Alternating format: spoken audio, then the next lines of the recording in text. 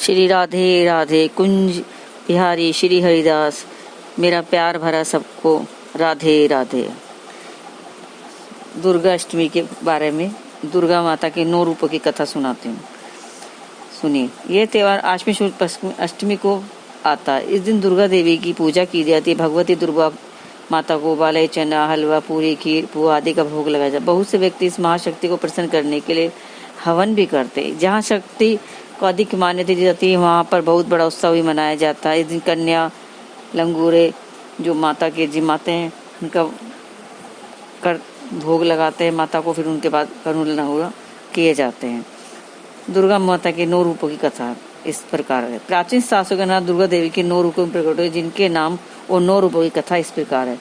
महाकाली। एक समय की बात है जब पूरा संसार प्रलय से ग्रस्त हो गया था। चारों ओर पानी पानी दिखाई देता था। उस समय भगवान विष्णु की नाभि से एक कमल उत्पन्न हुआ। उस कमल से ब्रह्मा जी निकले। इसके अलावा भगवान नारायण के कानों में से कुछ मैल भी निकला। उस मैल से कैटव और मधु नाम के 2 दैत्य बन गए।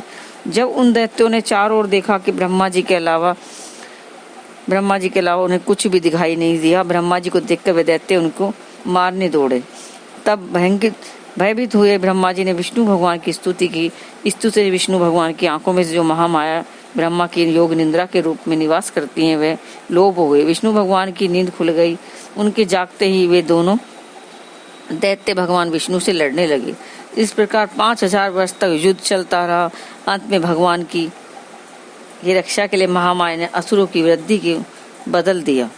तब वे असुर विष्णु भगवान से बोले, हम आपको युद्ध से प्रसन्न है, जो चाहो। असुरों की बुद्धि को बदल दिया। तब वे असुर विष्णु भगवान से बोले, हम आपके युद्ध से प्रसन्न है, जो चाहे वह वर मांग लो। भगवान ने मौका पाया और कहने लगी, यदि हमें वर देना चाहते हो तो यह वर दो, दैत्यों का नाश हो। दैत्यों ने कहा, ऐसा ही होगा। ऐसे कहते ही महाबली दैत्यों का वध होगा, जिनके असुरों की वृद्धि को बदला। तब वह महाकाली माता के नाम से प्रसिद्ध हुई। दूसरी है महालक्ष्मी। एक समय महिषासुर नाम के दैत्य, उसे समस्त राजाओं को हराकर पृथ्वी और पाताल पर अधिकार जमा लिया। जब वह देवताओं से युद्ध करने लगा तो देवता भी उससे युद्ध में हार कर भागने लगे। भागते भागते भगवान विष्णु के पास पहुंचे। उस दैत्य से बचाने के लिए स्तुति करने लगे। देवता की स्तुति से करने से भगवान विष्णु और शंकर भी प्रसन्न हुए। तब उनके शरीर से एक तेज निकला, जिसने महालक्ष्मी का रूप धारण किया। इन्हीं महालक्ष्मी के महिषासुर दैत्य को युद्ध में मारकर देवताओं का कष्ट दूर किया। तीसरी महा सरस्वती या चामुंडा माता का नाम। तीसरी, एक समय शंभु निशुम्भ नाम के 2 दैत्य बहुत बलशाली थे। उनके युद्ध में मनुष्य तो क्या देवताओं तक हार गए। जब देवताओं ने देखा कि अब युद्ध में नहीं जीत सकते, तब वह स्वर्ग छोड़कर भगवान विष्णु की स्तुति करने लगे।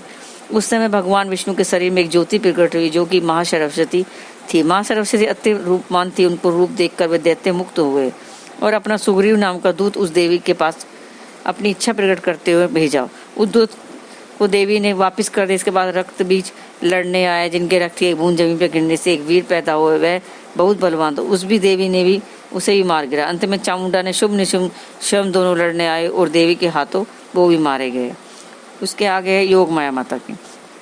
जब कंस ने वसुदेव देवकी के 6 पुत्रों का वध कर दिया था, 7वें गर्भ में शेषनाग बलराम जी आए तो रोहिणी के गर्भ से प्रविष्टि को प्रकट हुए।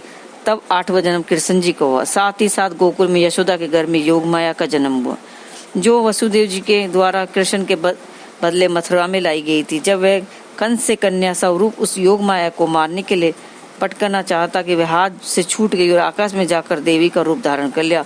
आगे चलकर इसी योग माया ने कृष्ण के साथ योग विद्या और महाविद्या बनकर कंस, चाणूर आदि शक्तिशाली असुरों का संहार करवाया।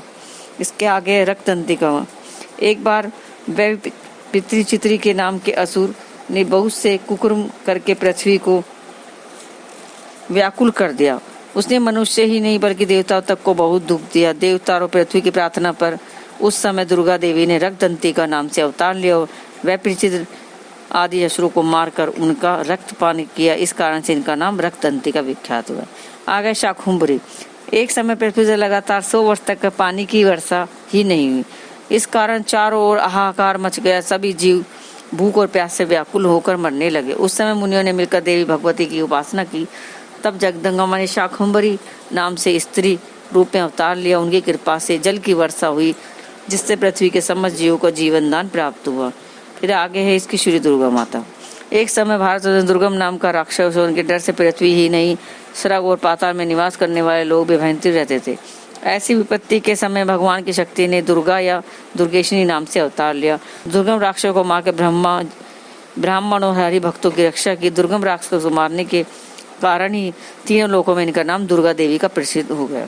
आगे ब्राह्मणी माता। एक बार महा अत्याचारी अरुण नाम का एक असुर पैदा हुआ।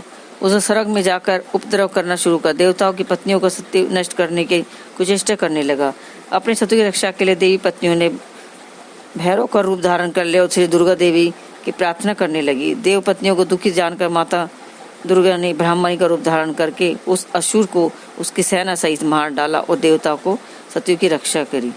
इसके आगे चंडिका माता। एक बार पृथ्वी पर चंडमुंड नाम के दो राक्षस पैदा हुए। दोनों इतने बलवान थे कि संसार में अपना राज्य फैला लिया और सर्व के देवताओं को हार कर वहां से अपना अधिकार जमा लिया। इस प्रकार देवता बहुत दुखी और देवी की स्तुति करने लगे। तब देवी चंडिका के रूप में अवतरित हुई और चंडमुंड नामक राक्षस को मारकर संसार का दुख दूर किया। देवता को गया स्वर्ग पुण्य उन्हें दिया। इस प्रकार चारों ओर का सुख राज्य छा गया। इसी प्रकार नौ देवी की कथा समाप्त हुई। श्री कुंज बिहारी शेर राधे राधे।